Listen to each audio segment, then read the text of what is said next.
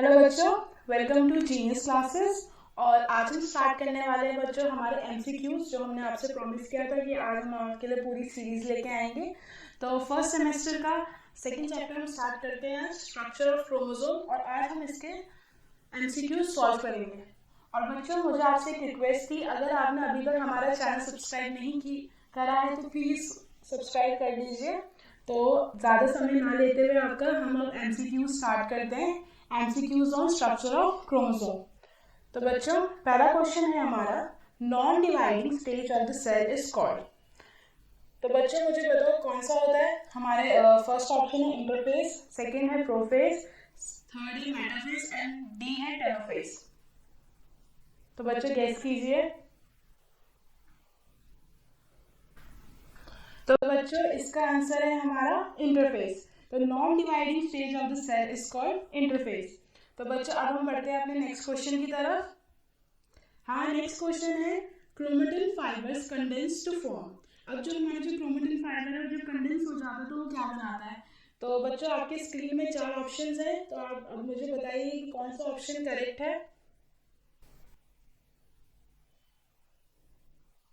तो बच्चों इसका आंसर है हमारा बी, क्रोमोसोम। क्रोमेटिन फाइबर जब कंडेंस हो जाते हैं तो वो क्या बनाते हैं, हमारे क्रोमोसोम बनाते हैं। तो अब हम बढ़ते हैं बच्चों थर्ड क्वेश्चन की तरफ।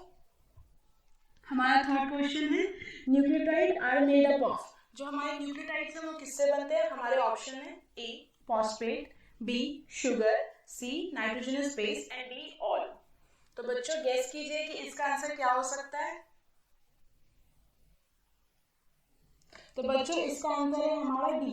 जो न्यूक्लियोटाइड होता है वो हमारे फॉस्फेट से भी बनता है, हमारे शुगर से भी बनता है और हमारे नाइट्रोजनस बेस से भी बनता है। तो इसका आंसर है बी। अब हम बढ़ते हैं अपने नेक्स्ट क्वेश्चन की तरफ। हमारा नेक्स्ट क्वेश्चन है, the term chromosome literally means A twisted threads, B shining threads, C colour bodies and D inherited. तो बच्चों जो हमारा जो क्रोमोसोम होता है उसका मीनिंग क्या होता है, आपको इन चारों ऑप्शन में से करेक्ट ऑप्शन मुझे बताना है। तो गेस कीजिए। तो बच्चों हमारा आंसर है कलर्ड बॉडीज, क्योंकि बच्चों क्रोमोसोम का मतलब होता है, क्रोमो का मतलब होता है कलर और सोम्स मतलब बॉडी। तो हमारा जो क्रोमोसोम का मतलब है वो है हमारा कलर्ड बॉडीज। तो बच्चों आई गेस आपको अच्छा लग रहा होगा कि क्वेश्चन काफी इजी है, और मैं चाहती हूँ कि अब आगे तक इन सब क्वेश्चंस को देखें और मुझे बताइए कि इसका करेक्ट ऑप्शन क्या है। तो हम सेकंड क्वेश्चन की तरफ बढ़ते हैं। Meiosis occur in which type of cells? A. Reproductive cells, B. Somatic cells, C. Both and D. None. तो बच्चों मुझे इसमें बताना है आपको कि जो मियोसिस होता है वो कौन से सेल्स में होता है हमारा। तो गैस कीजिए आप। तो बच्चों इसका आंसर है हमारा रिप्रोडक्टिव सेल्स। जो हमारा जो मियोसिस होता है वो हमारे रिप्रोडक्टिव सेल्स में होता है। तो इसका आंसर है ए। अब हम बढ़ते हैं नेक्स्ट क्वेश्चन की तरफ। Nuclear membrane and nucleolus disappear in which phase? A. Prophase, B. Metaphase, C. Interphase, D. Anaphase. तो बच्चों मुझे बताइए कि न्यूक्लियर मेम्ब्रेन कब डिसअपियर हो जाता है, कौन से फेज में हमारा न्यूक्लियर मेम्ब्रेन डिसअपियर हो जाता है। तो इसका आंसर है बच्चों प्रोफेज ए, क्योंकि जब जो प्रोफेज होता है, जब हमारा जब सेल डिवाइड होने वाला होता है तभी जो न्यूक्लियर मेम्ब्रेन होता है, जो न्यूक्लियोलस होती है, वो क्या हो जाता है, हमारा डिसअपियर हो जाता है। तो इसका आंसर है ए, हमारा ए ऑप्शन इज करेक्ट। तब बढ़ते हैं हम नेक्स्ट क्वेश्चन की तरफ बच्चों। नेक्स्ट क्वेश्चन है, most fastest type of cell division is called. A mitosis, B meiosis, C mitosis and D none. तो बच्चों आप मुझे बताइए सबसे फास्ट टाइप का जो सेल डिवीजन होता है वो किसमें होता है। तो बच्चों इसका आंसर है माइटोसिस। जो माइटोसिस होता है उससे क्या बोलते हैं, जो हमारा जो सेल डिवीजन होता है वो सबसे फास्टेड होता है, क्योंकि इसमें न्यूक्लियर मेम्ब्रेन वगैरह नहीं होती है। तो ये फास्टली क्या होता है, हमारा सबसे ज्यादा फास्ट डिवीजन हमारा किसमें होता है। C option is correct, mitosis.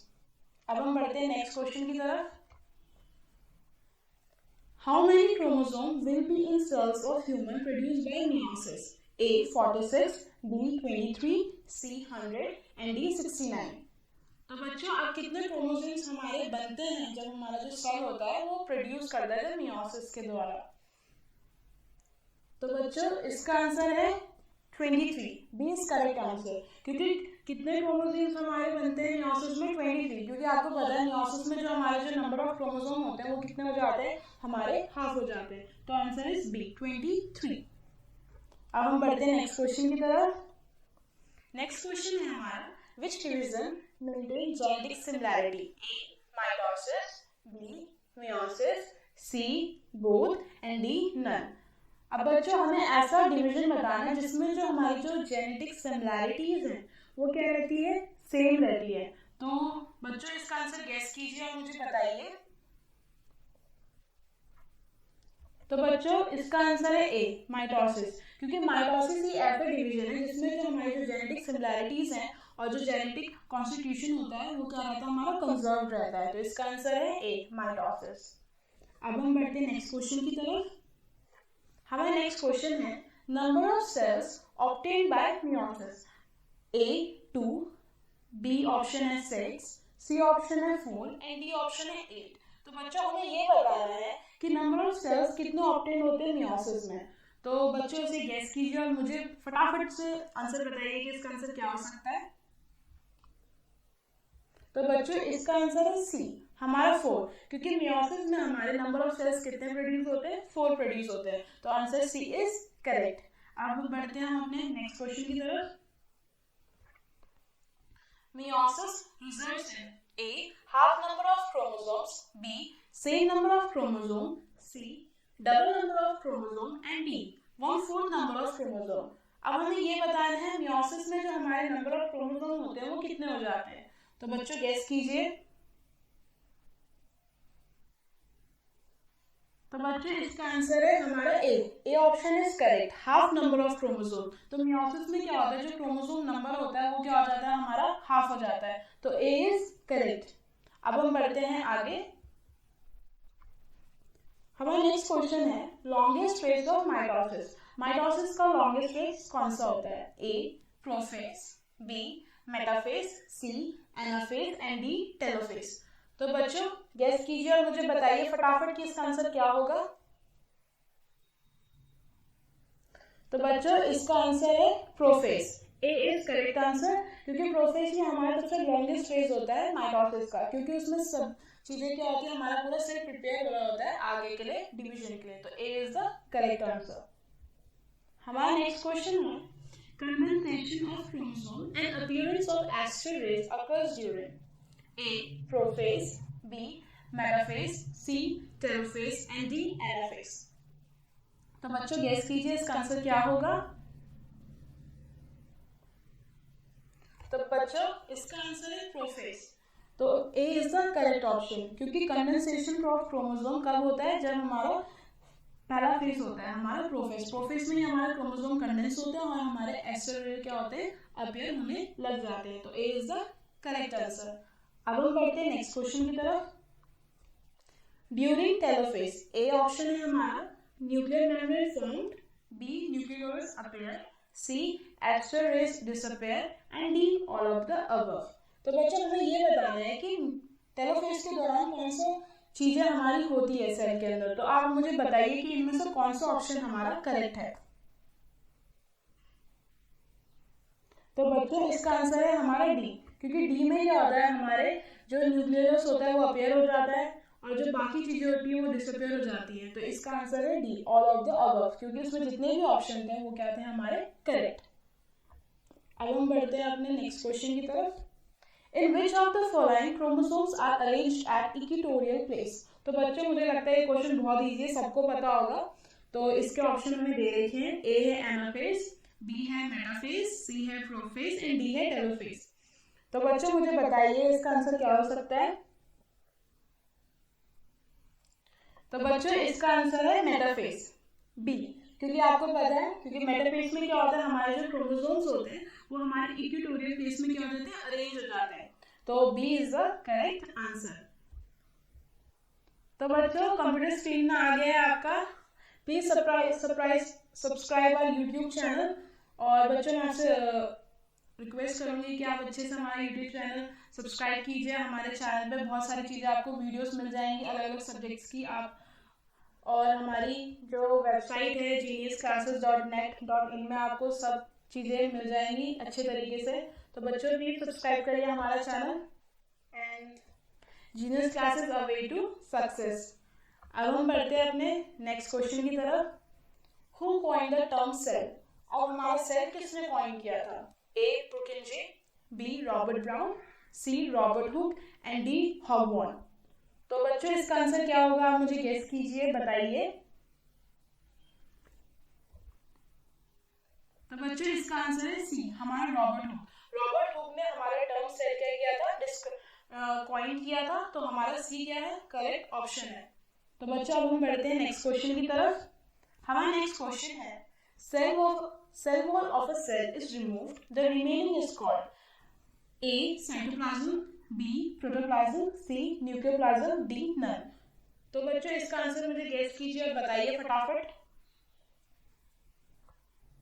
तो बच्चों इसका आंसर है बी प्रोटोप्लाज्म। अगर हमारी सेल वॉल रिमूव हो जाती है तो जो रिमेनिंग सब्सटेंस जो बचता है उसे हम क्या कहते हैं, प्रोटोप्लाज्म।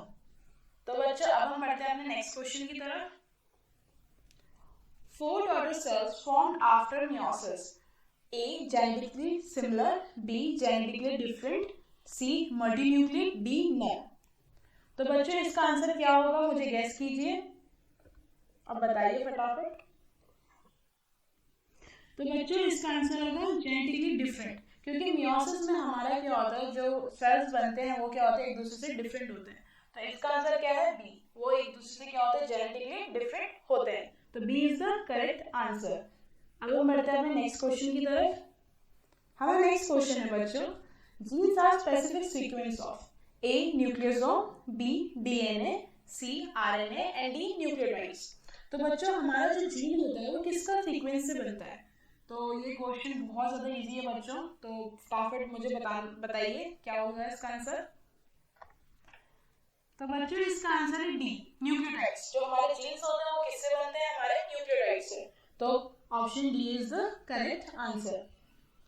अब हम बढ़ते हैं बच्चों नेक्स्ट क्वेश्चन की तरफ। हमारा नेक्स्ट क्वेश्चन है, crossing over takes place between A non homologous chromosome, B homologous chromosome, C both and D none. तो बच्चों अब जो हमारा जो क्रॉसिंग ओवर होता है वो किन के बीच में होता है? तो मुझे आंसर बताइए बच्चों। तो बच्चों इसका करेक्ट ऑप्शन है हमारा बी होमोलोगस क्रोमोसोम, क्योंकि जो हमारा जो क्रॉसिंग ओवर होता है वो होमोलोगस क्रोमोसोम के बीच में होता है। तो B is the correct answer. अब हम बढ़ते हैं अपने नेक्स्ट क्वेश्चन की तरफ बच्चों।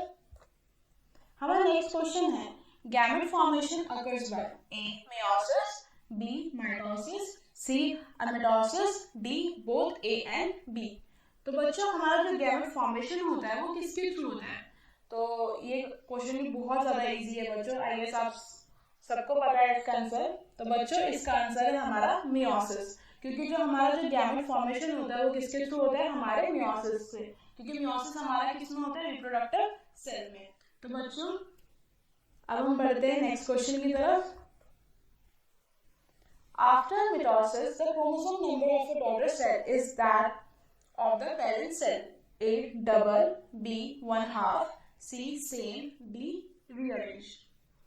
तो बच्चों क्वेश्चन में ये पूछा गया है कि माइटोसिस में हमारा जो क्रोमोसोम नंबर है वो डॉटर सेल का पेरेंट सेल से कितना होता है, हमें ये बताया है। तो बच्चों इसका आंसर गैस कीजिए आप। तो बच्चों इसका आंसर है सी सेम, क्योंकि माइटोसिस में क्या होता है, जो हमारा जो क्रोमोसोम नंबर होता है डॉटर का और पेरेंट का वो कैसा होता है, सेम होता है। तो ऑप्शन सी इज करेक्ट। तो बच्चों अब हम बढ़ते हैं नेक्स्ट क्वेश्चन की तरफ। हमारा नेक्स्ट क्वेश्चन है, more DNA synthesize and chromosomes are duplicated in which phase? A M phase, B G1 phase, C G2 phase and D S phase. तो बच्चों इसका आंसर बताइए मुझे। तो बच्चों इसका करेक्ट आंसर है हमारा डी S फेज, क्योंकि हमारा क्या होता है, डीएनए सिंथेसाइज और क्रोमोसोम कब डुप्लीकेट होते हैं, हमारे S फेज में। तभी S फेज को हम क्या बोलते हैं, सिंथेसिस फेज कहते हैं। तो D is the correct answer. अब हम बढ़ते हैं अपने नेक्स्ट क्वेश्चन की तरफ। RNA and protein are synthesized and volume of cytoplasm increase in which phase?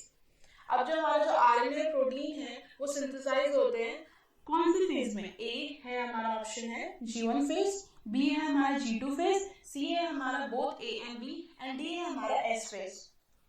तो बच्चों गैस कीजिए इसका आंसर। तो बच्चों इसका करेक्ट ऑप्शन है C, both A and B. Both A and B मतलब जो हमारा आरएनए प्रोटीन कब सिंथेसाइज होता है? हमारा G1 फेज में भी होता है और G2 फेज में भी होता है। तो सी इज द करेक्ट आंसर। तो बच्चों अब हम बढ़ते हैं अपने नेक्स्ट क्वेश्चन की तरफ। Centromere attaching the two chromatids divide. A है हमारा ऑप्शन एनाफेज, बी है टेलोफेज, सी है मेटाफेज एंड डी है इंटरफेज। तो बच्चों इसका आंसर फटाफट गेस कीजिए और मुझे बताइए। तो बच्चों इसका आंसर है एनाफेज, क्योंकि एनाफेज के दौरान ही हमारे जो सेंट्रोमियर है वो क्रोमेटिड से क्या करते हैं? अटैच होकर उन्हें डिवाइड कर देते हैं। तो A is the correct answer, anaphase. तो बच्चों अब हम बढ़ते हैं अपने नेक्स्ट क्वेश्चन की तरफ। Total pairs of chromosomes present in human. तो बच्चों ये तो बहुत ही इजी क्वेश्चन है, ये सभी को पता होता है कि कितने नंबर ऑफ पेयर्स हमारे क्रोमोसोम्स के प्रेजेंट होते हैं ह्यूमन में। तो ए है हमारा ऑप्शन 23 पेयर्स, बी है 22 पेयर्स, सी है 46 पेयर्स एंड डी है 64 पेयर्स। तो बच्चों गैस कीजिए फटाफट इसका आंसर। तो बच्चों इसका आंसर है हमारा ए 23 पेयर्स, क्योंकि हमारे ह्यूमंस में कितने टोटल पेयर ऑफ क्रोमोसोम होते हैं? 23 pairs. So A is the correct option. अब हम बढ़ते हैं बच्चों अपने नेक्स्ट क्वेश्चन की तरफ। G2 phase comes between. अब जो हमारा जो G2 फेज है वो कौन से फेज के बीच में आता है? ऑप्शन ए है हमारा G1 and S phase, B है हमारा G1 and M phase, C है हमारा G1 and S phase and D है हमारा S एंड M फेज। तो बच्चों इसका आंसर क्या होगा? आप मुझे फटाफट बताइए, गैस कीजिए फटाफट इसका ऑप्शन। तो बच्चों इसका आंसर है हमारा D, S and M phase. जो G2 फेज होता है वो हमारे सिंथेसिस और एम फेज के क्या होता है? बीच में आता है। तो answer D is the correct option. अब हम बढ़ते हैं बच्चों अपने नेक्स्ट क्वेश्चन की तरफ। Principal constituents of chromosomes are. A option है हमारा डीएनए, बी है हमारा आरएनए, सी है हमारा बोथ एंड डी है हमारा डीएनए प्लस प्रोटीन। तो क्वेश्चन हमसे ये पूछ रहा है कि क्रोमोसोम किससे बनता है? तो बच्चों ये तो सभी को पता होगा किससे बनता है, तो मुझे फटाफट इसका आंसर गैस कीजिए आप लोग। तो बच्चों इसका आंसर है हमारे डी, डीएनए प्लस प्रोटीन। जो हमारा जो क्रोमोसोम होता है उसके जो प्रिंसिपल कॉन्स्टिट्यूएंट होते हैं वो क्या होता है? हमारे डीएनए और प्रोटीन। तो answer D is the correct option. अब हम बढ़ते हैं अपने नेक्स्ट क्वेश्चन की तरफ। In which phase of the cell cycle centriole move towards opposite poles of the cell. अब ऐसा कौन सा फेज होता है जिसमें हमारे जो सेंट्रियोल्स हैं वो अपोजिट पोल्स में चले जाते हैं सेल्स के? तो ए ऑप्शन है हमारा एनाफेज, बी है हमारा प्रोफेज, सी है हमारा टेलोफेज और डी है हमारा मेटाफेज। तो बच्चों अगर आपने अच्छे से सेल साइकिल पढ़ी है तो आपको पता होगा कि आंसर क्या है। तो गैस करो फटाफट। तो बच्चों इसका आंसर है हमारा मेटाफेज, क्योंकि मेटाफेज में क्या होता है? जो हमारे जो सेंट्रियोल्स है वो अपोजिट पोल्स में चले जाते हैं। तो option D is the correct answer. तो बच्चों अब हम बढ़ते हैं नेक्स्ट क्वेश्चन की तरफ। हमारा नेक्स्ट क्वेश्चन है nitrogenous base joined by A hydrogen bond, B sugar, C phosphate and D DNA. तो बच्चों हम ये पूछ रहे हैं कि नाइट्रोजनस बेस जो होते हैं वो किसके दौरान हमारे क्या होते हैं? बॉन्ड होते हैं, मतलब जॉइन होते हैं। तो बच्चों इसका आंसर आप गेस कीजिए फटाफट। तो बच्चों इसका आंसर है हमारा ए हाइड्रोजन बॉन्ड, क्योंकि नाइट्रोजन बेस किससे बॉन्ड होते हैं? हमारे हाइड्रोजन बॉन्ड से। तो A is the correct option. तो अब हम बढ़ते हैं नेक्स्ट क्वेश्चन की तरफ बच्चों। तो बच्चों यहाँ पे हमारा एमसीक्यूज खत्म होता हुआ हमारे पूरे जितने भी क्वेश्चन थे हमने आपको करा दिए। तो मुझे लगता है कि आप लोगों को अच्छे से समझ में आया होगा और बहुत इजी था हमारा स्ट्रक्चर ऑफ क्रोमोसोम के जितने भी क्वेश्चंस थे। आप एक बार इसे अच्छे तरीके से गो थ्रू करना और अच्छे से एक बार रिवाइज करना, तो मुझे लगता है आपको अच्छे से ये चैप्टर आ जाएगा। तो थैंक यू सो मच बच्चों मेरे साथ ये सेशन करने के लिए। और अब हम नेक्स्ट चैप्टर में आपको दोबारा से मिलेंगे, तो अपना ध्यान रखिएगा। तो stay blessed. So thank you so much बच्चों।